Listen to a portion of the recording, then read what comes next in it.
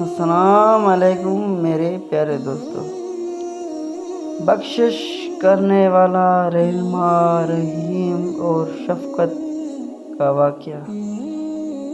جنگ صفین کے بعد مولا علی کی فوج فتح ہو کر ابھری تھی اور اس کے مخالف معاویہ کو ہتھیار ڈالنے پر مجبور کیا گیا تھا۔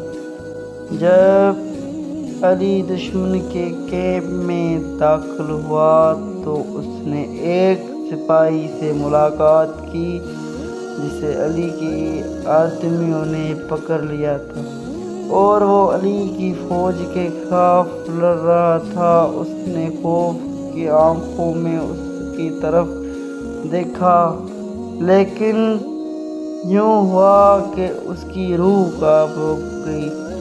خوف کی آنکھوں میں اس نے کی طرف دیکھا، لیکن اس کی حیرت پر علی مسکرائے اور کہا کہ ڈرو نہیں، میں بدلہ لینے والا بادشاہ نہیں ہوں، میں اللہ کا بندہ ہوں اور مجھے پر رحم و شفقت کرنا میرا فرض ہے۔ علی پھر اپنے آدمیوں کو سپاہی کو رہا کرنے کا حکم دیا اور اسے اپنی جیب سے تحفہ بھی دیا۔ سپاہی تکشر سے مغلوب ہوا اور علی سے پوچھا کہ آپ اس پر اتنی مہربانی کیوں کر رہے ہو؟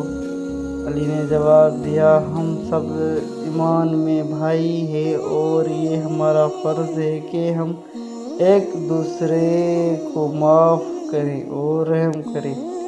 یہ واقعہ مولا علی کے رحم دل اور ہمدردی طبیعت کو نمایاں کرتی ہے اور اس کو سننے والوں کو تمام لوگوں کے لیے ایک رہنما کا